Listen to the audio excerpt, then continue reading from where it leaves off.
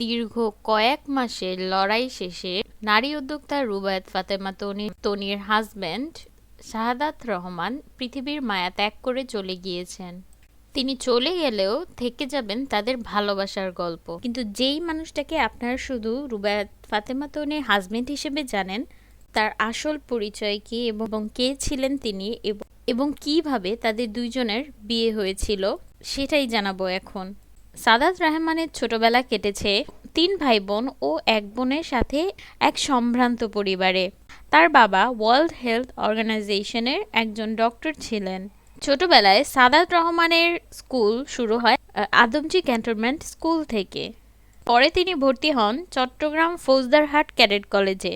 সেখানে তিনি 9-এ পড়ার সময় বাবার চাকরির সুবাদে পাড়ি জমান ইংল্যান্ডে। এখানে তিনি 500 বছর একটি পুরাতন বোর্ডিং স্কুল থেকে শেষ করেন এ লেভেল এবং ও লেভেল। পরে লন্ডন থেকে মার্কেটিং স্পেশালিস্টের উপরে শেষ করেন MBA।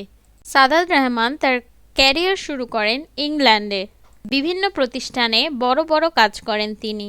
পরবর্তীতে 2001 সাল থেকে 15 সাল পর্যন্ত সামার রিজার্ভেল ইন্ডাস্ট্রিয়াল লিমিটেডের COO এবং GMG এয়ারলাইন্সের ভাইস প্রেসিডেন্ট হিসেবে দায়িত্ব পালন করেন তিনি। একজন ব্রিটিশ নাগরিক এবং সফল মানুষ হওয়া সত্ত্বেও সাদাত রহমান ফিরে এসেছিলেন দেশের মাটিতে।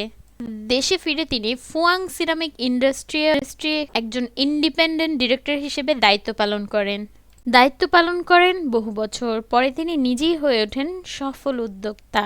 ঘটনাচক্রে সাদাত রহমানের সাথে দেখা হয়ে যায় তনির একটা অফিসে। দুইজনে আগে একটি ইন্টারভিউতে সেটা জানায়। বিজনেস পারপাসে তাদের পরিচয় হলেও তনির পার্সোনালিটি এবং সৌন্দর্য দেখে প্রথম দিনই মুগ্ধ হয়ে যান সাদাত রহমান। পরে তিনি নিজেই যোগাযোগ করে দেখা করতে বলেন তনিকে। তারপর আর কি, সেখান থেকে আস্তে আস্তে শুরু হয় প্রেম, তারপরে বিয়ে। তাদের বিয়ের একটি মজার ঘটনা নিয়ে তনি বলেন, তাদের খুব সিম্পলভাবে বিয়ে হয়েছিল। বিয়ের দিন সাদাত রহমান নাকি তাকে একটি ফুলও গিফট করেনি, কারণ সেদিন সাদাত রহমানের পেট খারাপ ছিল বলে তার বাকি কোনো কিছু মনেই ছিল না। যাই হোক, বাট সবার মতো তনির পরিবারও তাদের বিয়ের কথা জানতো না। কিন্তু সারফারাজের জন্মের পরে তনির বাবা তাদেরকে মেনে নেয়।